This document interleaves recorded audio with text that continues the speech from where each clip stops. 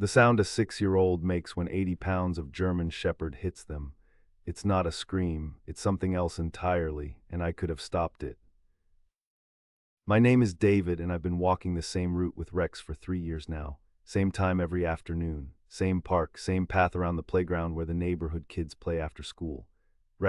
He's protective, trained that way, had to be after what happened to my daughter, but that's not what this is about. It's about Marcus. 6 years old, maybe 7, lives 2 blocks over with his grandmother. Kid's got no filter, no fear, no sense of boundaries. Every single day for weeks, he'd run up to Rex. Every day I'd pull the leash tight and tell him to back off. He's not friendly, I'd say, stay away, but Marcus would laugh, reach out anyway, make these clicking sounds with his tongue like Rex was some golden retriever at a petting zoo. The grandmother would be on her phone, not watching, not caring, and Marcus would get closer each time. I started taking different routes, earlier walks, later walks, but somehow this kid would find us. Like he was hunting us down, Rex was getting agitated. I could feel the tension in the leash, see his ears drop flat when Marcus appeared. German Shepherds don't give many warnings before they decide someone's a threat. I know my dog, I know what those signs mean. About 2 weeks before it happened, Marcus actually tried to pet Rex's face, just reached right up while I was checking my phone. Rex snapped at the air, missed the kid's fingers by inches. I grabbed Marcus by the shoulders and looked him dead in the eyes.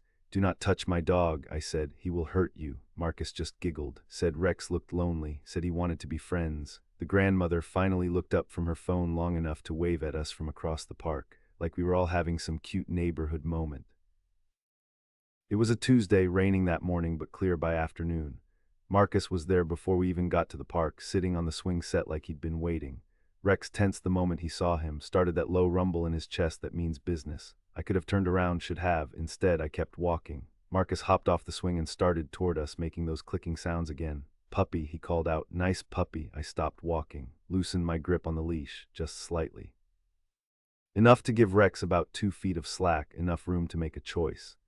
The kid was maybe 10 feet away when I did it, close enough that Rex would reach him before I could pull back, far enough that it would look like an accident, like the leash slipped, like I couldn't control my dog. Rex looked up at me, this moment of communication, like he was asking permission, and I didn't pull him back, I didn't say no. Marcus took 3 more steps, Rex lunged, I could have stopped it.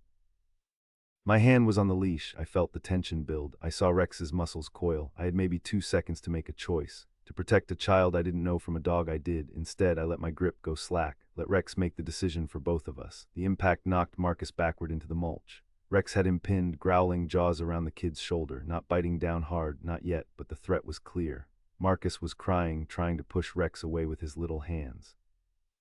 The grandmother started screaming from across the park. I waited 3 full seconds before I acted. 3 seconds of watching this kid learn what real fear looks like. Then I yanked Rex back hard, shouted his name like I was surprised, like I was just as shocked as everyone else. "Oh God, I'm so sorry," I said. The leash slipped. He's never done anything like this before. The lie came so easily. Marcus wasn't seriously hurt. Bruised shoulder, torn shirt, scared out of his mind, but alive. "Oh, lucky," the grandmother threatened to call animal control. I gave her my number, my address, promised to pay any medical bills.